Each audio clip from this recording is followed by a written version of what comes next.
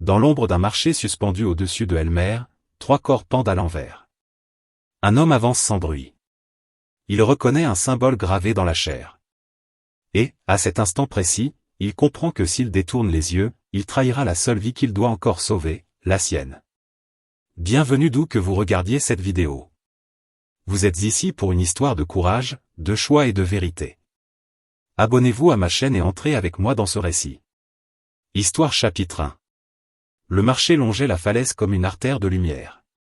Le sol, fait de pierres salées, renvoyait les reflets des lampes blanches suspendues au plafond. L'air froid circulait sans cesse, chargé d'odeurs de métal propre et de minéraux marins. Tout semblait réglé, contrôlé, accepté par des lois invisibles. Rien ne paraissait laissé au hasard.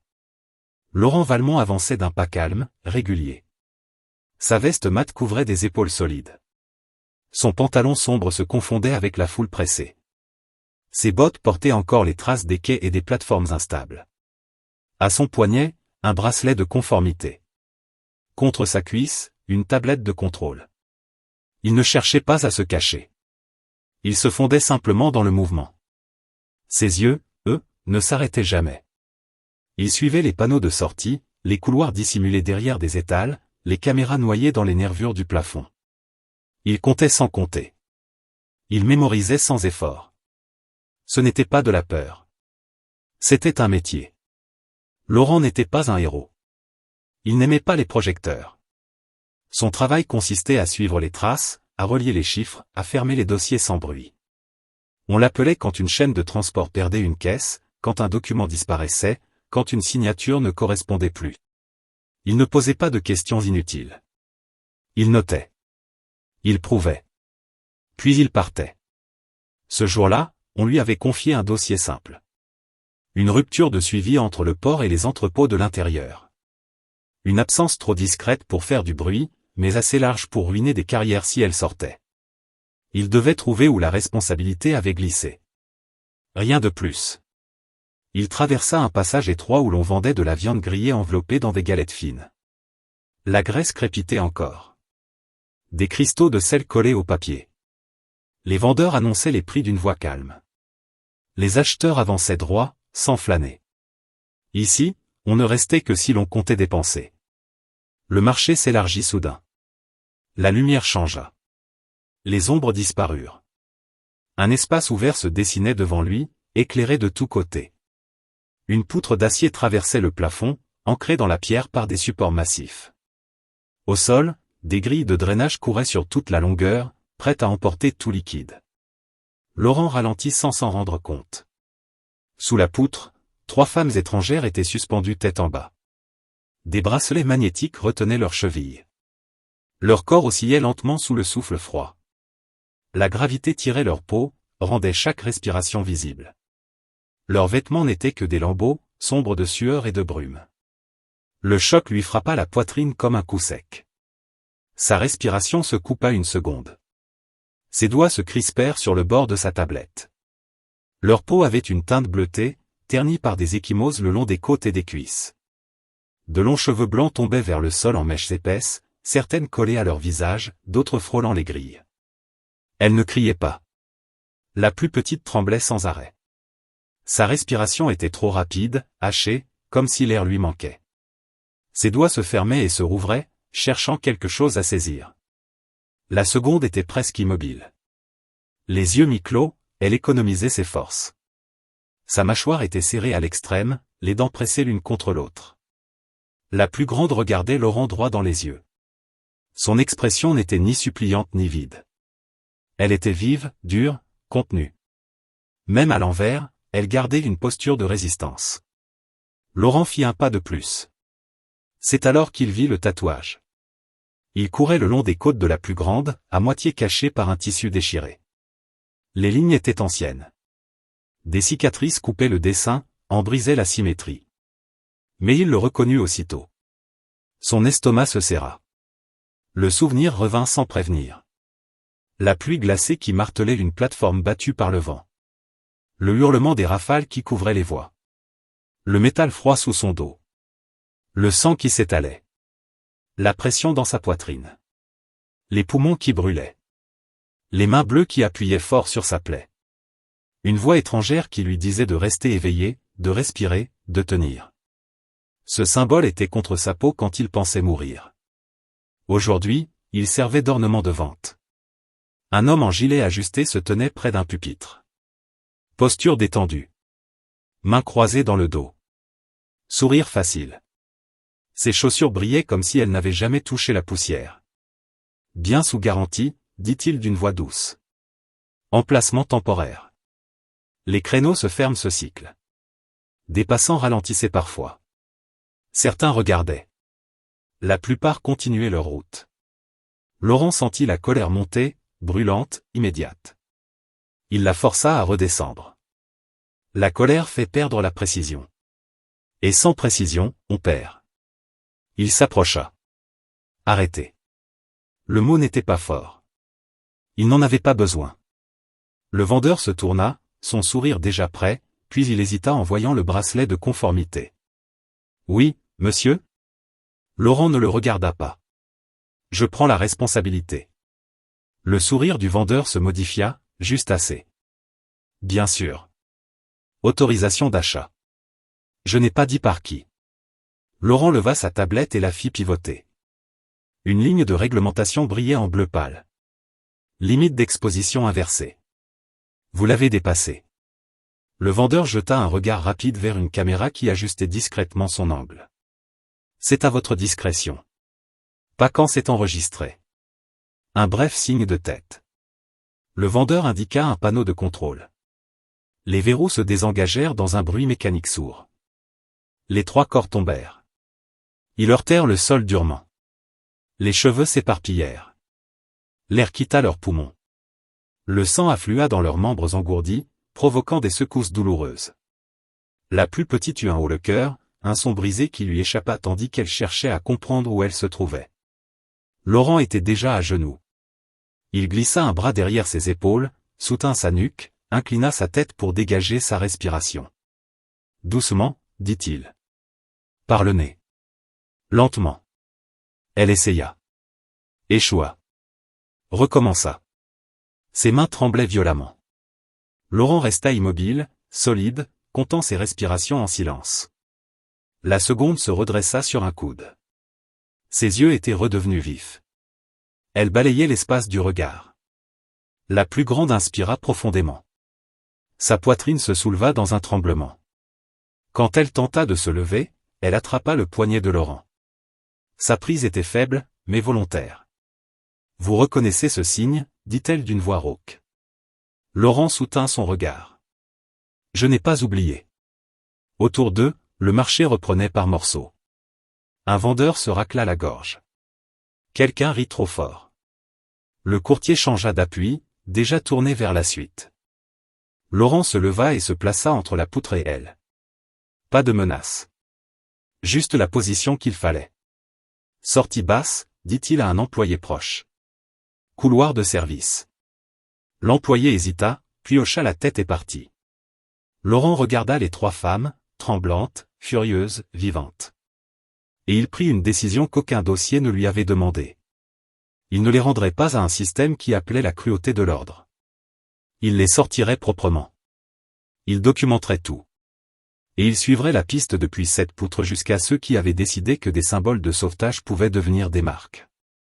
Il tendit la main à la plus grande en premier. Il ne tira pas. Il offrit un appui.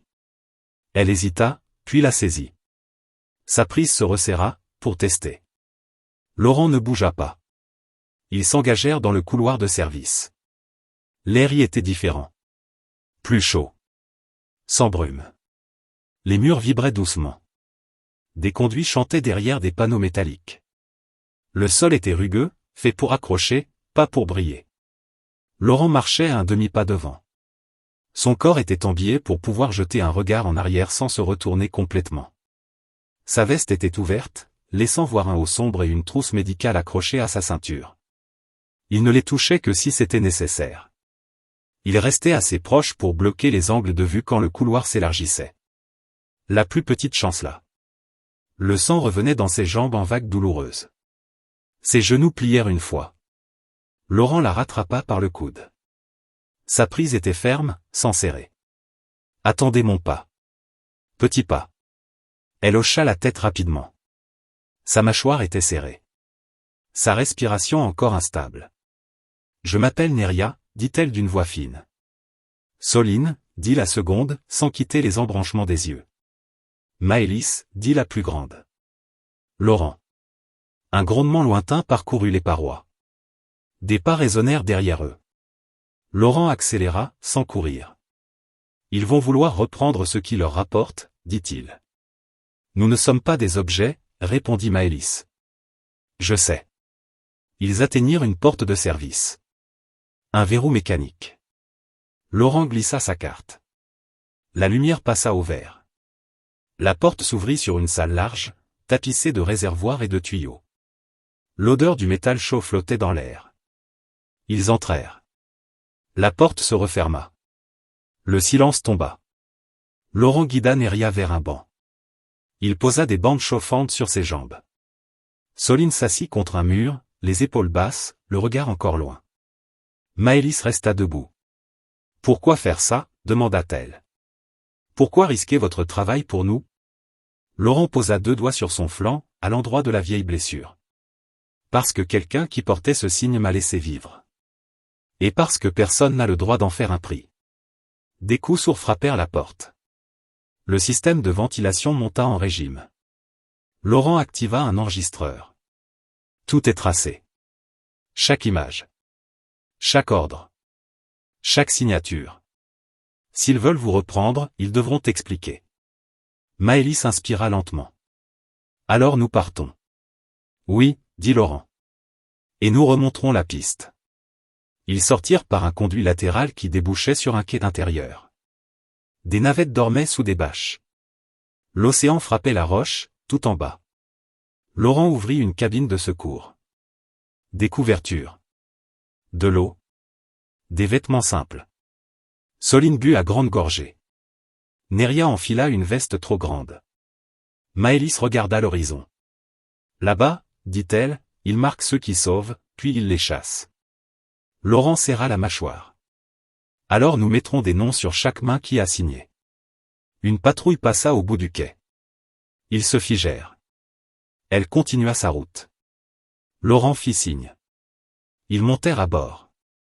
Les moteurs ronronnèrent. La navette glissa hors de l'ombre et prit de l'altitude le long de la falaise éclairée. La ville recula. Le marché devint une ligne de lumière. Dans le reflet du hublot, le vieux symbole sembla luire à nouveau, non plus comme une marque, mais comme une promesse. Et Laurent comprit que ce qu'il venait d'acheter n'était pas 3 vies. C'était une guerre contre le silence. Et la navette quitta la falaise dans un souffle grave. Les moteurs vibraient sous le plancher, réguliers, profonds, comme un cœur mécanique. À travers le hublot, le marché devint une ligne pâle accrochée à la roche, puis un simple point de lumière perdu dans la brume marine. Laurent resta debout près du poste de pilotage. Il ne s'assit pas. Il observait les écrans, les jauges, les couloirs d'approche. Ses mains restaient détendues, mais son corps était prêt à réagir au moindre signal. Derrière lui, Neria était recroquevillée sous une couverture. Soline s'était assise près d'un casier de secours. Maëlys, elle, restait droite, appuyée contre la paroi, les bras croisés sur sa poitrine. Le silence pesa quelques secondes. « Où allons-nous » demanda enfin Soline. Laurent tourna légèrement la tête. Vers une zone neutre. Un ancien relais de maintenance. Plus personne n'y vit depuis des années. Mais les systèmes fonctionnent encore. Ils nous suivront, dit Maëlys. Peut-être, répondit Laurent. Mais pas tout de suite. Ils doivent d'abord nettoyer la Seine. Neria frissonna. Ils nous retrouveront toujours, murmura-t-elle. Laurent s'approcha d'elle et s'agenouilla. Pas si nous restons invisibles. Et pour rester invisible, il faut rester calme et écouter. Elle hocha la tête, les yeux brillants. La navette plongea dans une couche de nuages bas. L'air devint gris, épais, comme de la cendre humide. Les radars affichaient des points lointains, des cargos, des patrouilles, des navires de transport. Laurent modifia la trajectoire. Ils contrôlent les routes principales, dit-il. Nous passerons par les anciens couloirs météo. Ce sont des zones instables, répondit Soline. Justement. Un choc léger secoua la coque. Puis un second. Turbulence, dit Laurent. Rien de grave. Maëlys le fixa. Vous êtes inspecteur. Oui. Vous auriez pu faire semblant de ne rien voir. J'aurais pu. Pourquoi ne l'avez-vous pas fait? Laurent prit une inspiration lente. Parce que j'ai passé trop d'années à fermer des dossiers propres qui sentaient la mort. Le silence revint. La navette traversa la couche de nuages et entra dans un ciel plus clair. Devant eux, une structure sombre se dessinait, suspendue au-dessus de l'océan. Une ancienne station de maintenance, ancrée à un piton rocheux. Laurent posa la navette sur une plateforme secondaire. Le métal grinça sous le poids. Nous y sommes. Il ouvrit la rampe. L'air était plus chaud ici, chargé d'humidité. L'odeur de sel se mêlait à celle de la rouille. La station semblait vide. Des couloirs longs, des panneaux éteints, des portes fermées par des verrous anciens. Restez proches, dit Laurent. Ils avancèrent dans un passage étroit. Leurs pas résonnaient. Neria sursautait au moindre bruit. Ils atteignirent une salle centrale. Un ancien poste de contrôle. Des écrans poussiéreux. Des sièges renversés. Des câbles pendants. Laurent posa sa tablette sur une console. Les systèmes d'énergie sont encore actifs. Nous aurons de la lumière et de l'eau. Il activa un interrupteur. Les lampes s'allumèrent une à une, dans un bourdonnement fatigué. Soline s'assit. Combien de temps pouvons-nous rester ici? Le temps qu'il faudra pour comprendre qui vous cherchait, répondit Laurent. Maëlys s'approcha d'un écran. Il ne nous cherchait pas. Il nous vendait. Ce qui revient au même. Neria se leva lentement. Le symbole que vous avez vu, il vient d'un ancien réseau. Des sauveteurs indépendants. Ils intervenaient dans les zones de guerre et les catastrophes. Ils sont encore actifs, demanda Laurent. Officiellement, non, répondit Maëlys. Officieusement, ils aident encore ceux que les autorités abandonnent. Et ce tatouage? Une marque de reconnaissance. Un signe de confiance. Laurent baissa les yeux. Celui qui me l'a porté m'a tiré d'un champ de débris. Il est resté avec moi sous la pluie jusqu'à l'arrivée d'une équipe. Je n'ai jamais su son nom. Maëlys hocha la tête. Beaucoup sont morts. Les autres ont disparu. Un bip retentit. Laurent releva la tête. Mouvement à longue portée. Il se pencha sur l'écran. 2 signatures. Trop propres pour être des cargos. Des patrouilles, demanda Soline. Non. Des chasseurs privés. Neria pâlit. Ils sont rapides.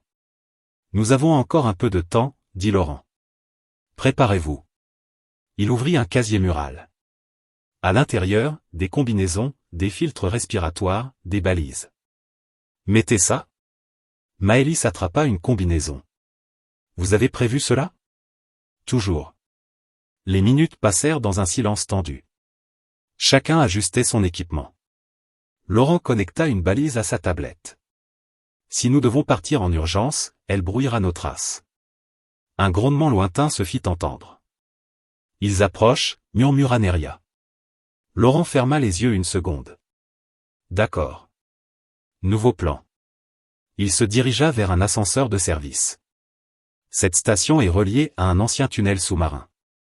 Il mène à une base abandonnée sur la côte. Et si le tunnel est effondré, demanda Soline. Alors nous improviserons. Ils entrèrent dans l'ascenseur. Laurent activa la descente. La cabine vibra. Les parois grinçaient. Vous êtes toujours comme ça, demanda Maëlys. Comment? Calme. Laurent esquissa un sourire bref. Pas toujours. Mais j'ai appris que la panique est un luxe que je ne peux pas me permettre. L'ascenseur s'ouvrit sur un long couloir incliné. L'eau gouttait du plafond. Des algues s'accrochaient aux parois. Avancez. Ils coururent. Derrière eux, un choc sec fit trembler la station. Ils ont tiré, dit Soline. Ils veulent nous forcer à sortir, répondit Laurent. Le tunnel s'élargit. On entendait l'océan gronder au-dessus. Encore 100 mètres, dit Laurent. Neria respirait difficilement. Maëlys la soutint. Une explosion sourde fit vibrer le sol. Ils ouvrent la station, cria Soline. Laurent activa la balise. Accrochez-vous. Un nuage de lumière brouilla les capteurs autour d'eux. Ils débouchèrent dans une vaste caverne. Une ancienne base creusée dans la roche.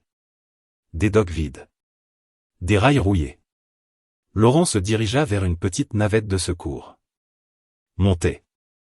Ils s'installèrent en hâte. La navette démarra dans un rugissement. À l'entrée de la caverne, des silhouettes armées apparurent. Trop tard, murmura Neria. Laurent serra les commandes. Pas encore.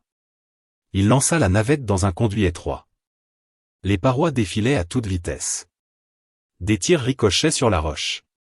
Ils sont juste derrière nous, dit Soline.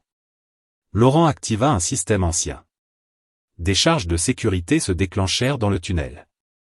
Un éboulement se produisit derrière eux. Le passage s'effondra. Le silence revint. La navette ralentit. Ils sortirent à l'air libre sur une côte déserte. Des falaises sombres. Une mer agitée. Laurent posa l'appareil sur une plage étroite. Ils descendirent. Neria tomba à genoux. Maëlys l'aida à se relever. Nous sommes vivantes, dit-elle. Laurent regarda l'horizon. Pour l'instant. Soline s'approcha. Ils ne s'arrêteront pas. Je sais. Alors que faisons-nous? Laurent inspira profondément. Nous retournons dans la ville. Maëlys fronça les sourcils. C'est une folie. Non, dit Laurent. C'est la seule façon de comprendre. Il se tourna vers elle. Si nous restons cachés, ils finiront par nous trouver. Si nous avançons, nous pouvons frapper au cœur. Neria tremblait. Je ne veux plus être suspendu. Laurent posa une main sur son épaule. Tu ne le seras plus. Maëlys soutint son regard. Vous nous utilisez comme appât. Non. Je vous protège. Et je me sers de leur confiance en leur propre impunité. Un long silence suivit. Le vent soufflait sur la plage. Soline hocha la tête. Je vous suis. Neria hésita, puis acquiesça. Maëlys fixa la ville lointaine. Alors allons-y. Laurent regarda une dernière fois la mer. Ils ont cru que nous étions des marchandises. Ils vont apprendre ce que vaut une dette de sang. Ils remontèrent dans la navette. Les moteurs s'allumèrent. Et la côte disparut derrière eux, tandis que la ville de la falaise redevenait une ligne de lumière, comme un piège ouvert dans la nuit. La ville de la falaise réapparut à l'horizon comme une cicatrice de lumière sur la roche noire. Les tours suspendues semblaient flotter au-dessus de l'océan, reliées par des passerelles brillantes. Des flux de transport glissaient dans le ciel comme des veines lumineuses. Dans la cabine de la navette, personne ne parlait. Laurent tenait les commandes d'une main ferme. Son regard suivait les couloirs aériens, les zones de contrôle, les coupes de sécurité. Il connaissait cette ville. Il y avait travaillé longtemps. Il savait où les caméras regardaient. Il savait aussi où elles détournaient les yeux. Derrière lui, Neria gardait les bras serrés contre elle. Soline observait les écrans secondaires. Maëlys regardait droit devant, vers les lumières. Ils vont nous attendre, dit Soline. Pas ici, répondit Laurent. Pas encore. Il modifia la trajectoire et plongea vers un secteur industriel, loin des quais et des marchés. Nous passerons par les anciennes zones de recyclage. Peu de contrôle, beaucoup de bruit. La navette entra dans un corridor étroit. Des panaches de vapeur jaillissaient des conduits. Des bras mécaniques bougeaient lentement dans l'obscurité. Laurent posa l'appareil sur une plateforme oubliée, entourée de réservoirs géants. On continue à pied. Ils descendirent. L'air était lourd, saturé d'odeurs chimiques. Des gouttes tombaient du plafond. Restez proches, répéta Laurent. Ils avancèrent dans un dédale de passerelles rouillées. Des ouvriers en combinaison passaient sans les regarder. Personne ne nous remarque, murmura Neria. C'est le principe, répondit Laurent. Ici, on ne voit que ce qui bloque le travail. Ils atteignirent un sas donnant sur un ancien quartier de stockage. Les murs étaient couverts de panneaux effacés. Des portes scellées portaient des numéros à moitié arrachés. Laurent s'arrêta devant un terminal poussiéreux. C'est ici que tout commence. Il connecta sa tablette. Des lignes de données défilèrent. Les ventes passent par des sociétés écrans. Mais les autorisations viennent toujours du même centre. Maëlys s'approcha. Où? Dans les étages supérieurs. Secteur administratif. Soline fronça les sourcils. C'est le cœur de la ville. Oui. Ils quittèrent la zone industrielle et prirent un ascenseur public. La cabine était pleine de travailleurs fatigués. Personne ne parla. À mesure qu'ils montaient, la lumière changeait. Plus blanche. Plus propre. Les murs devenaient lisses. Les sols brillaient. Quand les portes s'ouvrirent, ils entrèrent dans un quartier de bureaux suspendus au-dessus du vide. Des jardins artificiels flottaient entre les bâtiments. Trop calme, murmura Neria. C'est ici que l'on signe, répondit Laurent. Ils marchèrent le long d'une passerelle transparente. L'océan se voyait très bas, loin sous leurs pieds. Laurent s'arrêta devant une tour étroite. Voilà. À l'intérieur, un hall immense s'ouvrait, baigné de lumière douce. Des écrans affichaient des chiffres et des courbes. Nous n'avons pas d'autorisation, dit Soline. Si, répondit Laurent. La mienne. Il montra son bracelet. Ils passèrent les contrôles. Dans un couloir latéral, Laurent s'arrêta devant une porte sans inscription. C'est ici que sont stockées les données de transfert. Il posa sa main sur le lecteur. Un signal rouge clignota. Accès refusé. Maëlys serra les poings. Ils savent que nous sommes revenus. Laurent recula d'un pas. Non. Ils savent que quelqu'un cherche. Il sortit un petit boîtier de sa poche. Reculez. Il le fixa au panneau. Un déclic. Un souffle sec. La porte s'ouvrit. Ils entrèrent dans une salle froide, pleine de serveurs. Si nous trouvons les contrats, dit Soline, nous aurons des noms. Laurent acquiesça. Il connecta sa tablette. Les écrans s'illuminèrent. Voilà. Des listes apparurent. Des codes. Des itinéraires. Des autorisations. Neria pâlit. Ce sont des centaines de personnes. Oui, répondit Laurent. Des vies transformées en cargaison. Maëlys posa une main contre un écran. Et tout cela est légal? Sur le papier, oui. Dans la réalité, non. Un bruit de pas résonna dans le couloir. Laurent se figea. Quelqu'un arrive. La porte vibra. Ils sont rapides, murmura Soline.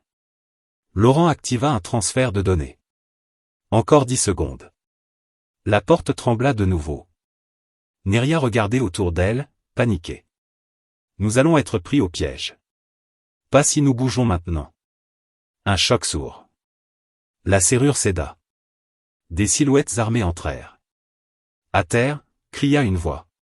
Laurent attrapa la main de Neria. Courez. Ils se précipitèrent vers une issue secondaire. Des tirs frappèrent les murs. Maëlys se retourna et lança un extincteur. Il éclata dans un nuage épais. Par ici. Ils dévalèrent un escalier de secours. Les alarmes hurlaient. Ils bloquent les ascenseurs, dit Soline. On passe par les passerelles extérieures. Ils surgirent sur une terrasse suspendue. Le vent fouettait leurs visages. En contrebas, la ville brillait.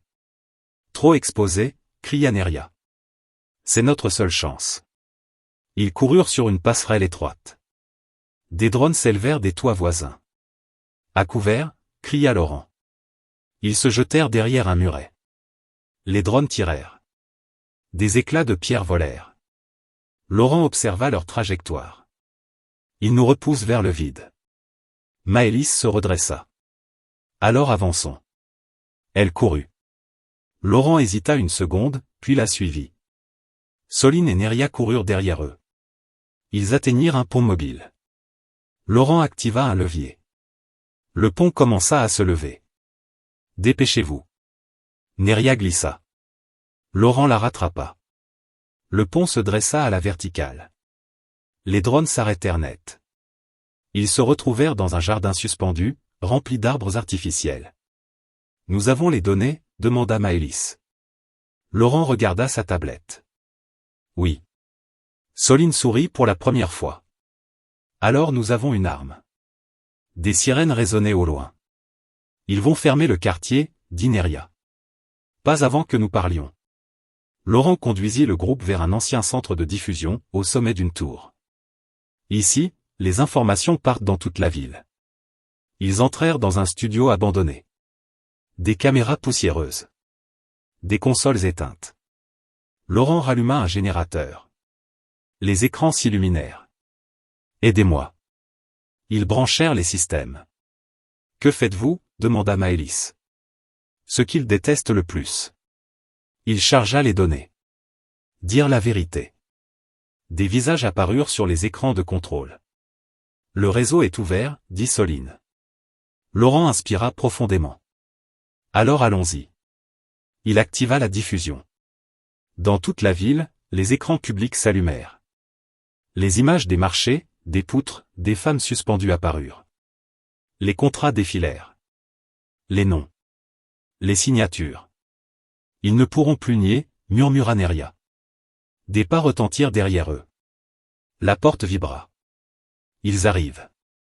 Laurent se tourna vers elle. Quoi qu'il arrive, vous êtes déjà libre. Maëlys posa une main sur son bras. Et vous ? Laurent sourit. Moi, je règle une dette. La porte céda. Des hommes armés envahirent la salle. Coupez la transmission. Laurent leva les mains. Trop tard. Les écrans continuaient de diffuser. La ville entière regardait. Un officier s'approcha. Vous êtes en état d'arrestation. Laurent hocha la tête. Très bien. Il regarda Maëlys, Soline et Neria. Souvenez-vous, ils ne peuvent plus vous vendre. Des cris montaient de la ville. Des foules se formaient. Des sirènes se répondaient. L'officier hésita en regardant les écrans. Emmenez-le, ordonna-t-il.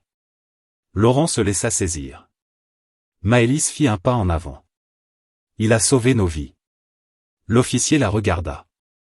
Et il a exposé un système entier. Laurent se retourna. C'est pour cela que je suis venu. On l'emmena. Les portes se refermèrent.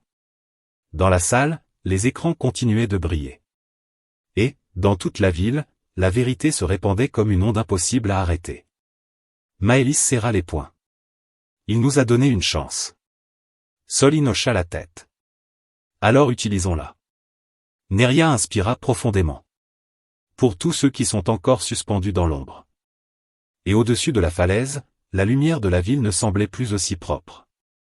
Elle portait désormais les traces d'une faute que personne ne pourrait effacer. Laurent avançait dans un couloir étroit, encadré par deux agents en uniforme sombre.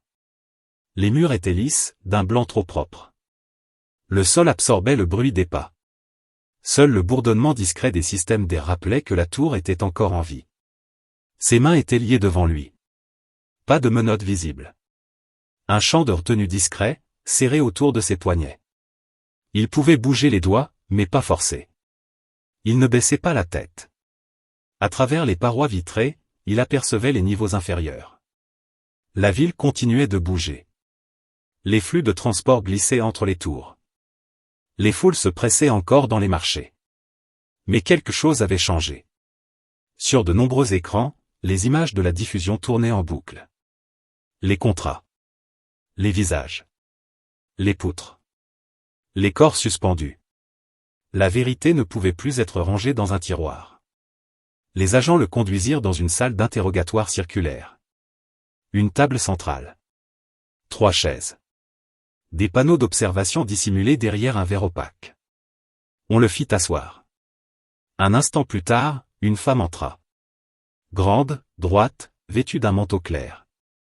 Ses cheveux étaient tirés en arrière. Son regard était froid, précis. Elle posa une tablette sur la table. Laurent Valmont, dit-elle. Inspecteur de conformité. 22 années de service. 22 ans à regarder les chiffres, répondit Laurent. Et à apprendre ce qu'ils cachent. Elle s'assit en face de lui. Vous avez provoqué une émeute médiatique. Des mouvements de foule. Des blocages de transport. Des pertes économiques majeures. J'ai montré ce qui existait déjà. Elle fit glisser des images sur la table. Vous avez violé des protocoles. Forcer des accès. Détourner des systèmes publics. Pour empêcher des ventes humaines. Elle marqua une pause. Vous savez que ce terme n'existe pas dans nos registres. Alors vos registres mentent. Un silence lourd tomba. Vous avez sauvé 3 femmes étrangères, reprit-elle. Sans autorisation. Sans mandat. Je les ai empêchées de mourir. Elles étaient sous contrat. Laurent la fixa. Personne ne signe pour être pendu à une poutre. La femme se pencha légèrement. Vous pensez être un héros? Non, dit Laurent. Je pense avoir trop longtemps été complice. Elle se redressa. Vous allez être jugé. Par qui? Par un conseil. Celui qui a validé les contrats? Elle ne répondit pas. Un agent entra. Les rassemblements augmentent. Plusieurs quartiers exigent des enquêtes ouvertes. La femme serra les mâchoires. Faites sortir les leaders. L'agent hésita. Et les 3 étrangères? Elle tourna la tête. Où sont-elles? Introuvables pour l'instant. Laurent sourit. Elles ont appris à disparaître. La femme le regarda avec dureté. Vous avez déclenché quelque chose que vous ne contrôlez pas. Personne ne contrôle la vérité quand elle marche. Elle se leva. Emmenez-le. Les agents saisirent Laurent et le relevèrent. Dans un autre quartier de la ville, Maëlys, Soline et Neria se cachaient dans un ancien centre d'archives abandonné. Les murs étaient couverts de casiers métalliques. Des piles de documents dormaient sous la poussière. Maëlys observait les écrans portables qu'elles avaient récupérés. Les images sont partout, dit-elle. Ils ne peuvent pas les effacer. Ils essaient, répondit Soline. Mais chaque suppression en crée 10 autres. Neria s'assit contre un pilier. Et Laurent? Un silence. Ils l'ont arrêté, dit Maëlys. Neria baissa la tête. Il a fait tout ça pour nous. Il l'a fait pour tous ceux qui n'ont pas de voix. Soline posa une main sur son épaule. Et maintenant, c'est à nous de parler. Elles connectèrent les écrans au réseau public. Les gens veulent des noms, dit Soline. Nous leur donnerons, répondit Maëlys. Elles chargèrent les données récupérées. Des listes. Des itinéraires. Des comptes. Regardez, dit Neria. Ce centre de tri. C'est là qu'ils regroupent les captifs avant les marchés. Alors c'est là que nous allons. Maëlys inspira profondément. Ils ne s'attendent pas à ce que nous revenions. Pendant ce temps, Laurent était conduit dans une section plus profonde de la tour. Les couloirs devenaient plus étroits. Les lumières plus basses. On le fit entrer dans une cellule vitrée. Vous resterez ici jusqu'au jugement, dit un agent. Combien de temps? Autant que nécessaire. La porte se referma. Laurent s'assit sur le banc contre le mur. Il ferma les yeux une seconde. Il pensa à la pluie, à la plateforme, aux mains bleues. Il pensa à Maëlys, à Soline, à Neria. Il n'avait aucun regret. Dans la ville, les foules grossissaient. Des groupes se formaient devant les tours administratives. Des banderoles improvisées s'élevaient. Des cris montaient. Dans les marchés, des vendeurs refusaient de collaborer. Des quais étaient bloqués. Le système, habitué au silence, découvrait le bruit. Dans l'ancien centre de tri, Maëlys et les autres observaient les quais à distance. Des drones patrouillaient. Des camions entraient et sortaient. Ils continuent, dit Soline. Même après la diffusion. Parce qu'ils pensent être protégés, répondit Maëlys. Alors montrons-leur qu'ils ne le sont plus. Elles se glissèrent dans un convoi de maintenance. Des vestes de travail, des casques. Des badges récupérés. Marchez droit, murmura Soline. Ne regardez personne. Les portes du centre s'ouvrirent devant elles. À l'intérieur, des couloirs froids. Des portes verrouillées. Des postes de contrôle. Le secteur B, chuchota Neria. C'est là. Elles avancèrent. Derrière une paroi, des voix. La pression monte, disait un homme. On doit déplacer les stocks. Où? Vers les plateformes mobiles. Hors juridiction locale. Maëlys serra les poings. Ils veulent fuir. Pas si nous les bloquons. Elles accédèrent à une salle de contrôle secondaire. Je peux couper les rails, dit Soline. Et moi, ouvrir les cellules, répondit Neria. Maëlys observa les écrans. Faites-le. Les lumières clignotèrent. Une alarme sourde résonna. Des portes s'ouvrirent dans les couloirs. Des silhouettes hagardes apparurent. Des hommes, des femmes, des étrangers de toutes formes. Fatigués. Amaigris. Effrayés. Par ici, cria Maëlys. Ils hésitèrent. Courez, cria Neria. Des agents surgirent à l'autre bout du couloir. Arrêtez-vous. Soline activa un verrou. Une porte lourde tomba entre eux et les agents. On n'a pas beaucoup de temps. Les captifs affluaient. Vers les quais, dit Maëlys. Les foules sont là-bas. Ils se mirent en marche. Dans la tour administrative, la femme au manteau clair recevait des rapports en cascade. Le centre de tri est compromis. Les foules avancent. Des responsables ont fui. Elle serra les mâchoires. Et Valmont? Toujours en cellule. Elle hésita une seconde. Amenez-le. Laurent fut tiré de sa cellule. Où m'emmenez-vous? Demanda-t-il. Vous allez voir ce que vous avez déclenché. Ils le conduisirent vers un balcon intérieur donnant sur une place centrale. En bas, une foule immense se pressait. Des écrans géants diffusaient encore les images. Regardez, dit la femme. C'est le chaos. Laurent observa la foule. C'est la justice qui se réveille. Un agent entra en courant. Le centre de tri a été ouvert. Des centaines de captifs sont en route vers les quais. La femme pâlit. Par qui? Par les 3 étrangères. Laurent sentit un sourire naître. Elles apprennent vite. Vous les avez armées, dit la femme. Je leur ai donné la vérité. Un grondement monta de la foule. Des cris de colère. Des appels. Ils demandent des arrestations, dit l'agent. La femme se tourna vers Laurent. Vous avez gagné une bataille. Non, répondit-il. Nous avons ouvert une porte. Sur les quais, Maëlys, Soline et Neria guidaient les anciens captifs vers des zones protégées. Des volontaires les aidaient. Des médecins improvisés soignaient. Ils arrivent, cria quelqu'un. Des forces de sécurité tentaient de contenir la foule. Maëlys monta sur une caisse. Écoutez-moi, cria-t-elle. Vous n'êtes plus seul. Les gens s'arrêtèrent. On vous a volé. Vendu. Caché. Mais aujourd'hui, vous êtes vus. Des applaudissements éclatèrent. Nous resterons ici. Ensemble. Des voix répondirent. Ensemble. Dans la tour, la femme ferma les yeux. Ils ont gagné la rue. Laurent se tourna vers elle. Et vous avez perdu le silence. Elle le fixa longuement. Si je vous libère, que ferez-vous? Je continuerai. Elle inspira profondément. Alors vous êtes plus dangereux dehors que dedans. Elle fit un signe à l'agent. Ouvrez la porte. Les liens de Laurent se désactivèrent. Il frotta ses poignets. Vous me laissez partir? Non, dit-elle. Je vous donne une chance. Pourquoi? Pour réparer ce qui peut encore l'être. Laurent la regarda.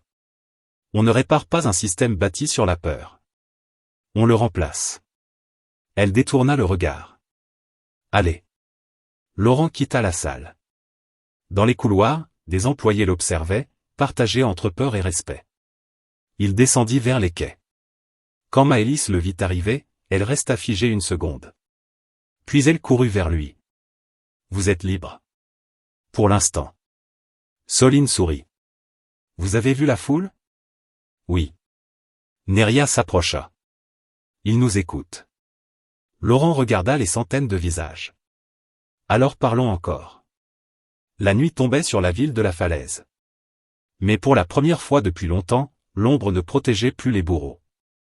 Elle éclairait les chemins de ceux qui marchaient ensemble. Et la nuit s'étendait sur la ville de la falaise comme un voile lourd. Les lumières des tours se reflétaient sur l'océan, dessinant des chemins tremblants sur l'eau noire. Les quais étaient pleins. Des foules s'étaient rassemblées, serrées les unes contre les autres, formant une mer humaine face aux bâtiments administratifs. Laurent avançait au milieu d'eux. Il ne portait plus sa veste d'inspecteur. Il avait laissé son bracelet de conformité dans une poche, comme un souvenir inutile. Autour de lui, les visages étaient tendus, fatigués, mais vivants. Des hommes, des femmes, des étrangers aux peaux et aux regards différents. Tous attendaient. Maëlys marchait à sa droite. Soline à sa gauche. Neria un pas derrière. Ils n'étaient plus des marchandises. Ils étaient devenus des témoins. Un groupe de volontaires avait dressé une estrade improvisée avec des caisses de transport. Des écrans portables étaient fixés sur des mâts de fortune. Les images des marchés, des poutres, des ventes passaient encore, mais désormais, d'autres scènes se mêlaient aux anciennes, les cellules ouvertes, les couloirs libérés, les foules en marche. Laurent monta sur l'estrade. Le bruit diminua peu à peu. Les murmures s'éteignirent. Des centaines de regards se levèrent vers lui. Il inspira profondément. « Je ne suis pas venu pour faire un discours, dit-il d'une voix calme.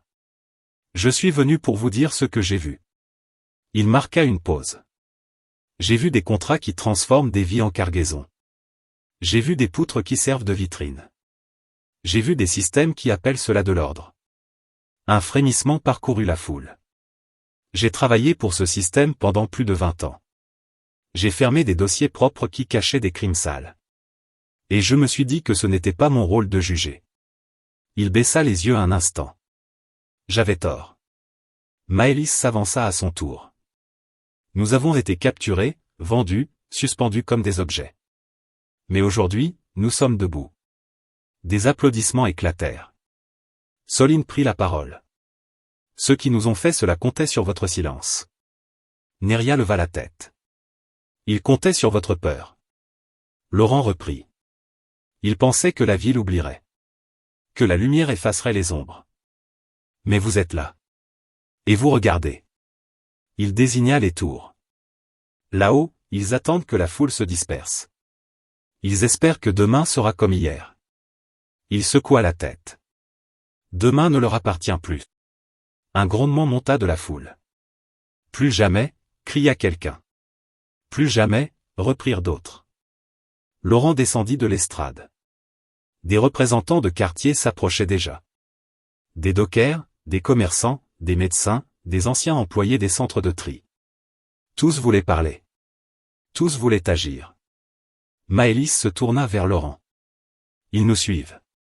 Il acquiesça. Alors nous avançons. Un cortège se forma spontanément. Il remonta la grande avenue suspendue qui menait au cœur administratif. Les passerelles vibraient sous les pas. Des drones survolaient la foule, hésitant. Arrivé devant la tour principale, la foule s'arrêta. Les portes restaient closes. Des agents de sécurité formaient un mur silencieux. Laurent s'avança. Ouvrez.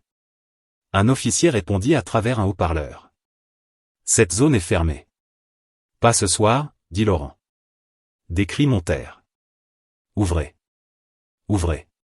Les agents se regardèrent. À l'intérieur de la tour, la femme au manteau clair observait les écrans.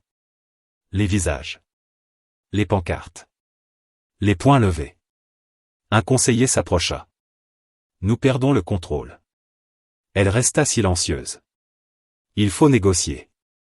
Elle hocha lentement la tête. Faites ouvrir. Les portes glissèrent dans un souffle. La foule entra. Le hall immense, autrefois si calme, résonna de milliers de pas. Laurent guida le mouvement vers la salle du conseil. Les membres du conseil attendaient autour d'une table longue et brillante. Des visages pâles. Des regards inquiets. Vous n'avez pas le droit d'entrer ici, dit l'un d'eux. Vous n'aviez pas le droit de vendre des vies, répondit Maëlys. Un autre se leva. Nous suivions la loi. Laurent s'approcha. Une loi écrite pour cacher la peur n'est pas une loi. C'est un écran. Il posa sa tablette sur la table. Voici ce que vous avez signé. Les contrats s'affichèrent. Les itinéraires. Les comptes. Et voici ceux que vous avez condamnés. Les images des captifs défilèrent. Un silence pesant tomba. Que voulez-vous ? Demanda enfin la femme au manteau clair. Laurent la regarda. Que cela s'arrête. Maintenant. Et ensuite ? Ensuite, vous rendrez des comptes. Devant la ville. Pas derrière des portes. Elle inspira profondément. Si nous acceptons, la structure s'effondrera. Elle est déjà effondrée, dit Soline. Vous pouvez choisir comment elle tombe, ajouta Neria. Les membres du conseil échangèrent des regards. Des voix de la foule résonnaient dans le hall. Justice. Justice. La femme ferma les yeux un instant. Très bien. Elle se tourna vers ses collègues.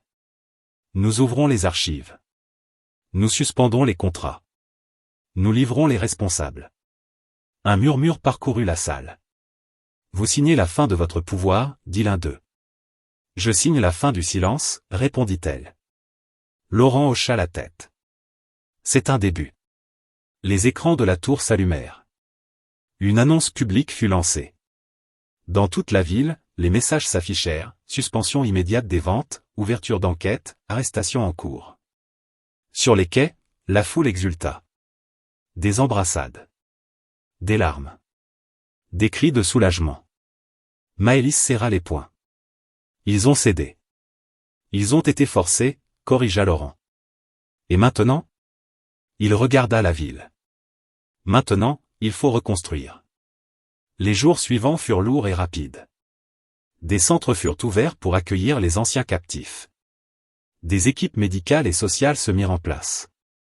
Des réseaux de soutien se formèrent. Laurent parcourait la ville sans uniforme. Il écoutait. Il notait encore, mais pour réparer, pas pour couvrir. Maëlys aidait à identifier les victimes. Soline travaillait avec les réseaux de communication pour maintenir la pression publique.